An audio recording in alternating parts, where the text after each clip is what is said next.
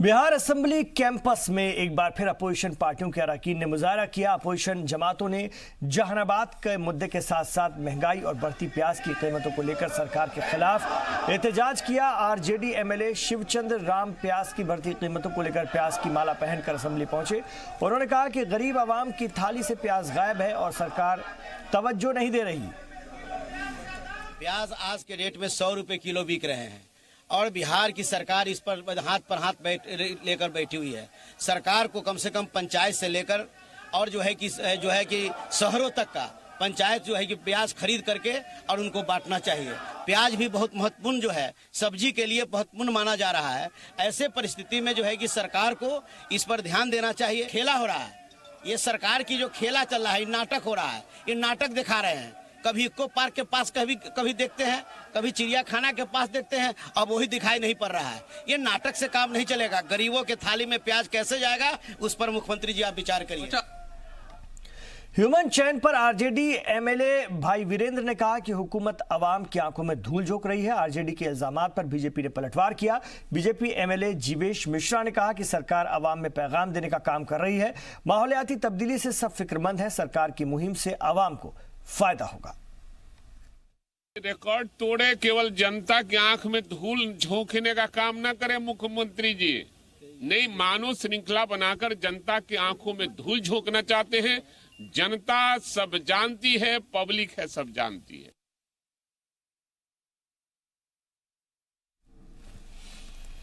और RLSP chief Upendra Kushwaha ने NDA के सीनियर लीडरान से मुलाकात की है। इसके लिए सियासी हलचल तेज हो गई है। अब बीजेपी की तरफ से बड़ा बयान आया है।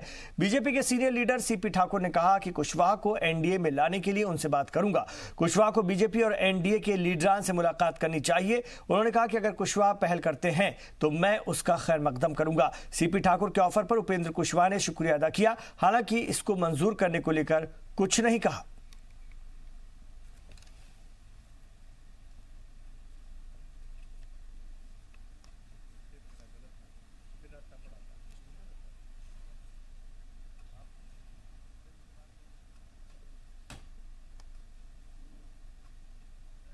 रिकॉर्ड तोड़े, केवल जनता की आंख में धूल झोंकने का काम न करे मुख्यमंत्री जी।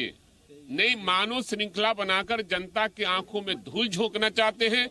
जनता सब जानती है, पब्लिक है सब जानती है। बिहार असेंबली कैंपस में एक बार फिर अपोजिशन पार्टियों के अरकान ने मुजाहरा किया। अपोजिशन जमातों ने जहानाबाद के मुद्दे के साथ साथ महंगाई और बढ़ती प्याज की कीमतों को लेकर सरकार के खिलाफ एहतजाज किया। आरजेडी एमएलए शिवचंद्र राम प्याज की बढ़ती कीमतों को लेकर प्याज की माला पहनकर असेंबली पहुंचे। उन्होंने कहा कि गरीब आवाम की थाली से प्याज गायब है और सरकार तवज्जो नहीं देती। आगे बढ़ते हैं। जैसा कि आपने तस्वीरों में देखा और जिस तरह से हमने आपको बताया कि किस तरह से अपनी बात तमाम लोग रख रहे हैं। एनडीए में इसरो की बात करते हैं। इसरो ने आज खला में एक नई हुसूलियाबी हासिल की है। इसरो ने श्रीहरिकोटा के सतीश धवन स्पेस सेंटर से कार्टोसैट 3 सैटेलाइट लॉन्च किया। यह सैटेलाइट जमीन से 509 किलोमीटर ऊपर चक्कर काटेगा और फौज के लिए मददगार होगा। इसरो के चंद्रयान 2 मिशन के बाद यह हिंदुस्तान का एक बड़ा मिशन है। पहले कार्टोसैट 3 सैटेलाइट लॉन्च की तारीख 25 नवंबर को रखी गई थी, जिसे बाद में 27 नवंबर किया गया। कार्टोसैट 3 सैटेलाइट कार्टोसैट सीरीज का 9वां सैटेलाइट है। कार्टोसैट 3 तीसरी जनरेशन का सैटेलाइट। इसमें जदीद तकनीक से बनाए गए ताकतवर लेंस लगाए गए हैं। कार्टोसैट 3 अपने साथ अमेरिका के 13 कमर्शियल सैटेलाइट भी लेकर रवाना हुआ। पीएम मोदी ने कार्टोसैट 3 की कामयाब लॉन्चिंग पर इसरो समेत तमाम अहले वतन को मुबारकबाद दी।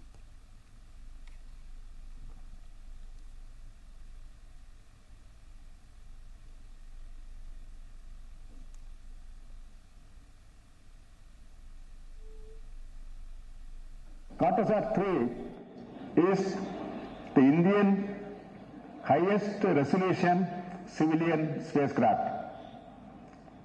It is also a most complex and advanced Earth observation satellite ISRO has built so far. I must congratulate and compliment the satellite team over the entire ISRO for building and launching such a wonderful satellite. हमारे नुमाइंदे शोएब रजा ने बाबरी मस्जिद action committee के convener Qasim रसूल इलियास से खास बातचीत की है। कासिम रसूल ने कहा कि हमने कहा था कि सुप्रीम कोर्ट का आखिरी फैसला मानेंगे, अभी कोर्ट का आखिरी फैसला आना बाकी है। उनसे की सभी बातों को आइए आपको सुनवाते हैं।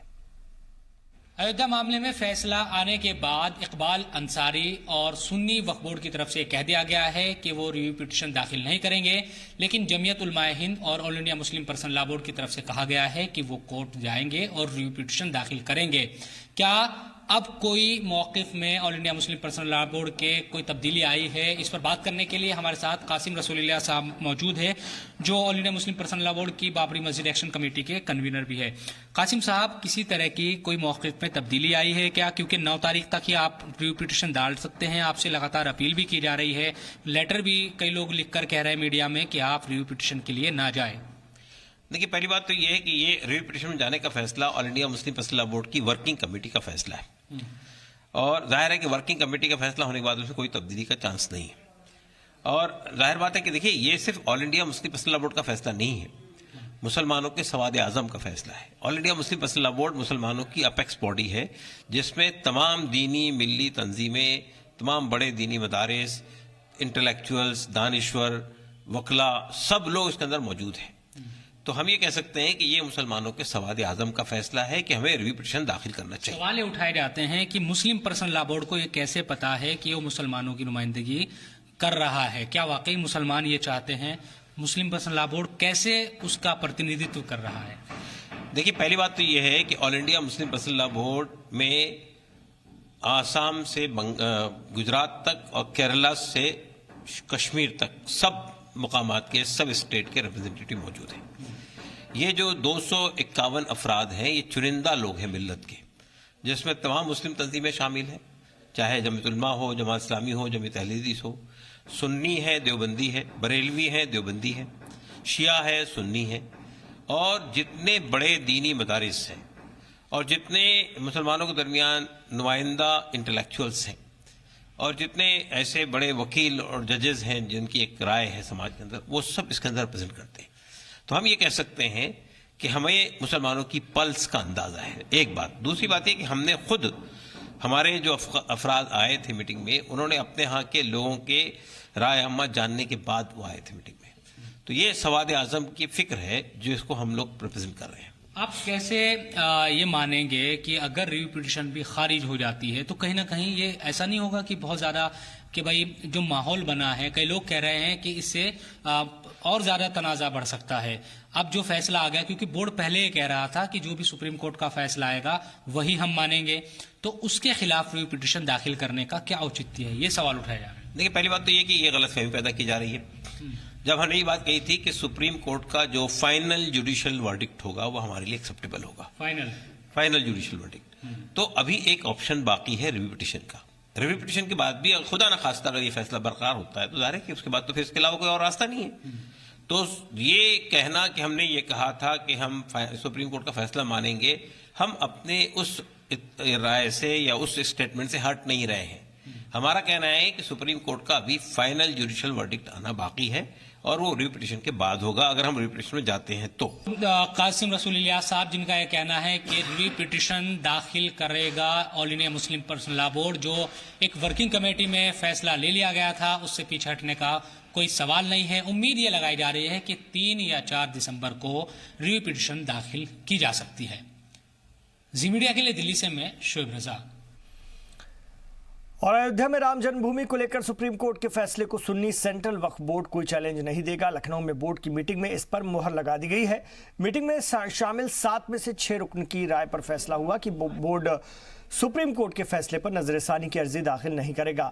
आपको बता दें कि सुन्नी सेंट्रल वक्फ बोर्ड के दफ्तर में सुन्नी वक्फ बोर्ड की मीटिंग में बोर्ड के चेयरमैन जफर फारूकी के साथ अदनान फारूक शाह, खुशनूद मियाँ, जुनैद सिद्दीकी, मोहम्मद जुनैद, अब्दुल रज़्ज़ाक खान ने शिरकत की। और इस मीटिंग में सुल्तानपुर से MLA मोहम्मद अबरार अहमद के साथ ही इमरान महबूद को भी शामिल होना था, लेकिन वो शामिल नहीं हुए।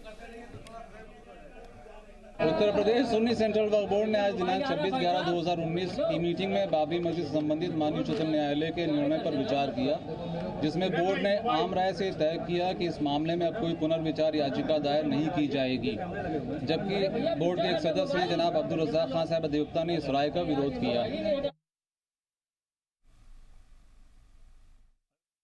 सुन्नी वक्फ बोर्ड की जानिब से रिव्यू पिटीशन दाखिल न करने के फैसले का शिया वक्फ बोर्ड के चेयरमैन वसीम रिजवी ने इस्तकबाल किया है। वसीम रिजवी ने इसके लिए सुन्नी वक्फ बोर्ड के अरकान को मुबारकबाद भी दी है।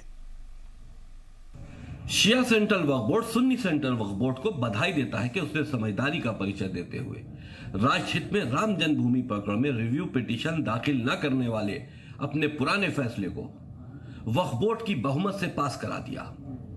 हम सभी का फर्ज है कि हिंदुस्तान में एक अच्छा माहौल बनाए, हिंदू मुसलमानों के ऐसे विवादों को हवा न दे जिससे दो धर्मों के बीच में टकराव। अयोध्या मसले पर रिव्यू पिटीशन दाखिल न करने के सुन्नी वक्फ बोर्ड के फैसले का बाबरी मस्जिद के फरीक रहे इकबाल अंसारी ने भी इस्तकबाल किया है। वहीं रामलला के खास पुजारी आचार्य सत्येंद्र दास ने भी सुन्नी वक्फ बोर्ड के फैसले की तारीफ की है। बहुत से लोग जो है हमारी कौम में चाह रही है कि अब इस पर जो है इस फैसले को आगे जो है इस मसले को आगे ना बढ़ाया जाए। जो कुछ होना था वो हो चुका है। अब जो है लोग जो है दूसरा का जो है काम करें, दूसरी बात करें, दूसरी राजनीति करें। अब ये बहुत हो चुका है।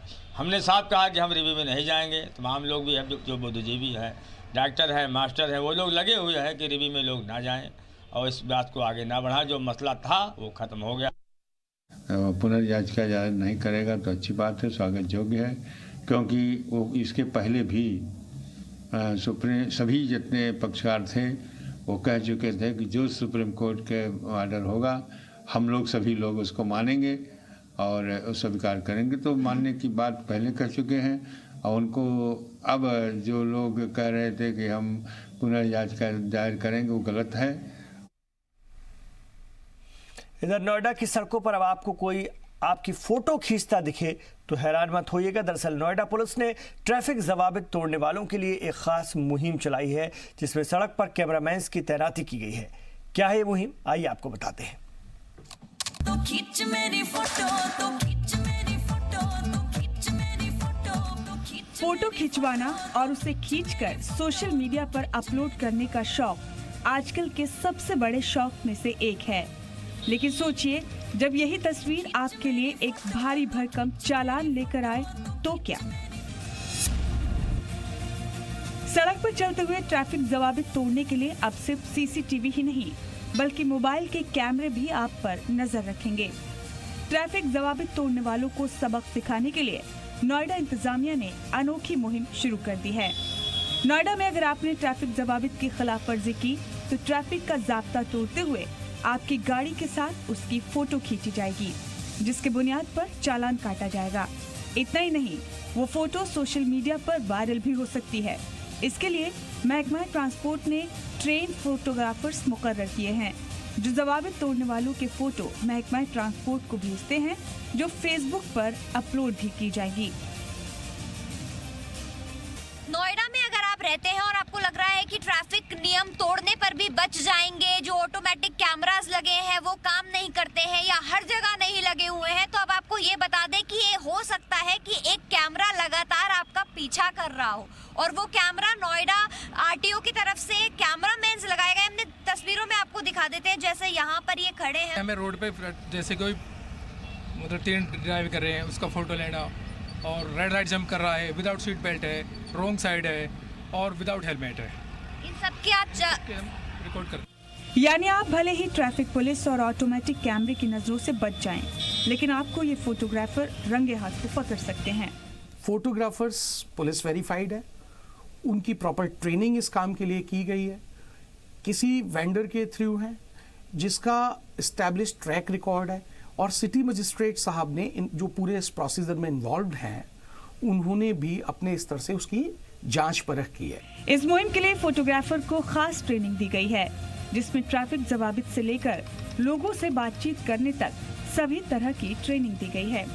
साथ ही सिक्योरिटी का ख्याल रखते हुए सभी का पुलिस वेरिफिकेशन किया गया है।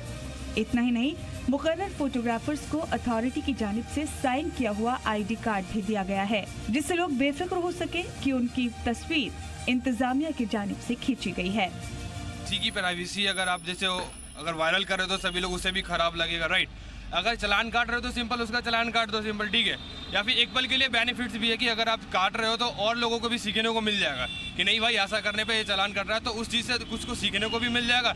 लेकिन एक पल के लिए गलत भी है कि यार उसकी खुद की भी इज्जत है, खुद की भी रिस्पेक्ट है, वो भी चीज़ उसके ऊपर पड़ता है। नोएडा की अलग अलग जगह की तस्वीर हमने आपको दिखाई थी जहां पर इस तरह से मैनुअल फोटोग्राफर्स हैं और लगातार नजर बनाए रखे आपकी गाड़ी पर। जहां आपने ट्रैफिक नियम तोड़ा वहीं आपकी गाड़ी की फोटो ले ली जाएगी और उसका सीधे तौर पर चालान हो जाएगा। और यहाँ पर भी हम आपको जैसे कि दिखा रहे हैं ये फोटोग्राफर्स हैं, और ये भी है कि आप जैसे एक चीज़ और आपको दिखाएंगे कि इनके पास आई कार्ड है जो कि नोएडा अथॉरिटी की तरफ से दिया गया है, ड्यूली साइंड है, और इनको अलग से ट्रेनिंग दी गई है खास तौर पर इसी काम के लिए। इसलिए अगर कोई आकर सवाल करे कि आप हमारी क्यों तस्वीर ले रहे हैं, उसका भी जवाब इनके पास है। और ये लगातार आपके ऊपर नज़र बनाए रखे हैं कि जहां आपने ट्रैफिक नियम तोड़ा वहीं आपका फोटो खिंच जाएगा। पीयूषा शर्मा, जी मीडिया। श्रीनगर में दफा 370 हटने के बाद पहली बार खेलो कश्मीर के नाम से एक मार्शल आर्ट स्पोर्ट्स इवेंट का एहतमाम किया गया, जिसको जम्मू कश्मीर डेवलपमेंट फाउंडेशन के इश्तिराक से पेश किया गया। इस इवेंट में पूरे जिले के बच्चों ने शिरकत की। ये रिपोर्ट देखिए।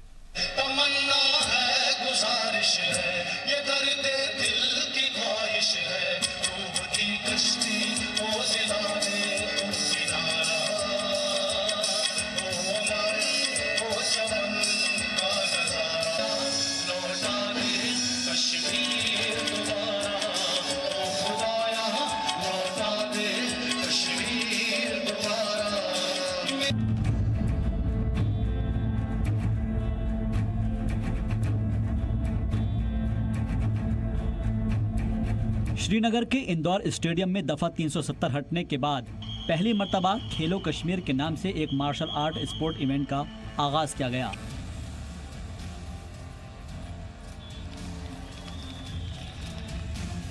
मार्शल आर्ट इवेंट को जम्मू कश्मीर डेवलपमेंट फाउंडेशन के ताउन से पेश किया गया।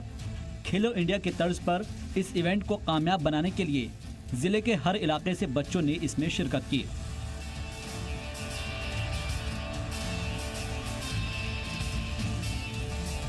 वहीं जिला इंतजामिया की जानिब से सूबाई कमिश्नर बशीर अहमद खान, बीजेपी जम्मू कश्मीर के कौमी नायब सदर अविनाश राय खन्ना, जिला तरक्याती commissioner Shahid Iqbal Chaudhary, IGP CRPF Ravideep Sahay और उनके अलावा MMC कमिश्नर खुर्शीद अहमद सनाई ने मेहमान खुसूसी की हैसियत से शिरकत की। इस प्रोग्राम में मार्शल आर्ट से जुड़े बच्चों ने बढ़ चढ़कर हिस्सा लिया और दूसरे बच्चों को इसमें शामिल होने की दावत भी दी। देखिए, पहली बार ऐसा कश्मीर में हो रहा है, इतना बड़ा इवेंट खेलो कश्मीर, तो इससे जो है यूथ जो अट्रैक्ट हो रहे हैं, क्योंकि उनको पता है कि आगे जाके उनको इसमें बहुत ज़्यादा फ़ायदा है, आगे जाके स्कोप है इसका। मतलब पहले कश्मीर को बैकवर्ड माना जाता है, स्पोर्ट्स को उतनी अहमियत नहीं दी जाती है, लेकिन इस इवेंट से स्पोर्ट्स को अहमियत मिलेगी और जो बच्चे हैं जो स्पोर्ट्स में हैं, जो अपना टैलेंट दिखा सकते हैं, तो ये उसमें बहुत हेल्प करेगा। तो यहाँ पे अब खेलो कश्मीर का इवेंट किया इन्होंने कि बहुत अच्छा किया, तब जाके अब यहाँ पे सारे यूथ जो भी यहाँ पे यूथ बच्चे हैं वो सारे यहाँ पे अट्रैक्ट हो रहे हैं। हर एक बच्चा अपने अपने स्पोर्ट्स इवेंट में पार्टिसिपेट कर रहा है, हर कोई आगे बढ़ना चाहता है, लेकिन यहाँ की हालात की वजह से नहीं हो पा रहा है। तो हम चाहते हैं कि हालात ऐसी ठीक रहे, तब जाके हर कोई बच्चा आगे जाए स्पोर्ट्स में। पेरेंट्स को और उन बच्चों को कोई बोलता है कि एक लड़की है बाहर नहीं जा सकती है, तो जैसे कि कभी किसी लड़की को बाहर जाना होता है, माँ बोलती है, बाप बोलता है तुम नहीं जा सकते, तुम लड़की हो, हालात की वजह से भी। जब उनके पास उनका अपना सेल्फ डिफेंस होगा तब वो कहीं पे भी जा सकती है लड़की। तो वो पेरेंट्स भी जो ये सोच के उनको बाहर नहीं भेजते हैं अपने कश्मीर से बाहर इवेंट करने के लिए, मैं उनको भी ये बोलना चाहूँगी कि वो उनको बाहर भेजे, इससे उनको स्कोप है और उनका अपना सेल्फ डिफेंस है। खेलो कश्मीर के नाम से इस प्रोग्राम में बच्चों ने बड़े जोशो खरोश और जज्बे के साथ बेहतरीन आर्ट का मुजाहरा पेश किया।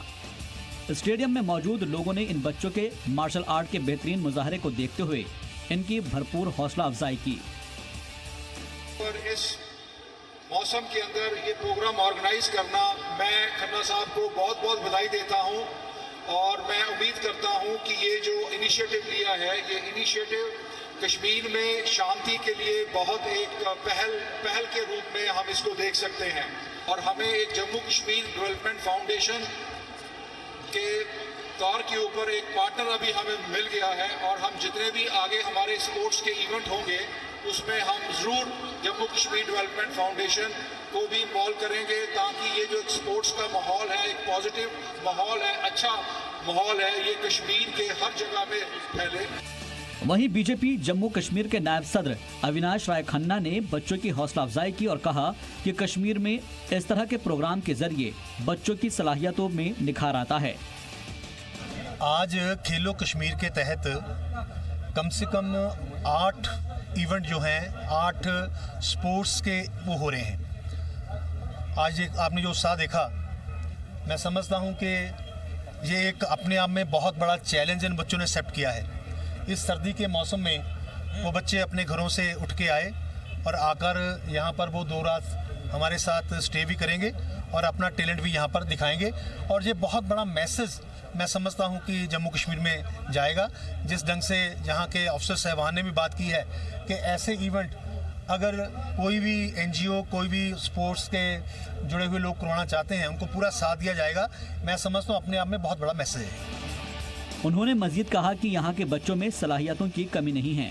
कश्मीर में इस तरह के प्रोग्राम से तलबा का मुस्तकबिल रोशन होने के इम्कानात में इजाफा होता है। यहाँ के तलबा में सलाहियतों की कमी नहीं है, बस उन्हें निखारने की जरूरत है। श्रीनगर से जी सलाम के लिए फारूक वानी की रिपोर्ट। शाम की हुकूमती फौज ने शुमाल मगरबी इलाके में पेशकदमी शुरू कर दी है। सरकारी मीडिया के मुताबिक शामी फौज इदलिब के करीब पहुंच चुकी है। सरकारी टेलीविजन पर नशर की गई तस्वीरों में शामी फौज को उम्मे खलखील में दाखिल होते हुए दिखाया गया है। खबरों के मुताबिक अल नसरा जंगजुओं की पसपाई के बाद शामी फौज ने इन इलाकों पर दोबारा कब्जा हासिल किया है। वाज़ेह हो कि यह इलाका हुकूमत मुखालिफ जंगजुओं का अहम ठिकाना है। कहा जाता है कि जंगजू उम्म खलखील को हमले के लिए लॉन्चिंग पैड के तौर पर इस्तेमाल करते थे। शुमाल मगरबी शाम में इदलिब वो वाहिद इलाका है जहां पर शामी फौज को आज भी मज़ाहमत का सामना है। ख्याल है कि खाना जंगी शुरू होने के बाद मुल्क के मुख्तलिफ हिस्सों में रहने वाले असद मुखालिफ ग्रुप्स इदलिब में ही पनाह लिए हुए हैं। यही सबब है कि इस इलाके पर मुसलसल रूसी और शामी फ़िज़ाइया हमलावर होती रही हैं और इन हमलों से सैकड़ों शहरी हलाक हो चुके हैं। अस्पताल और स्कूलों को भी इससे अलग नहीं रखा गया है, जिसके सबब शाम और रूस को आलमी बिरादरी की तनकीद का भी सामना करना पड़ा है।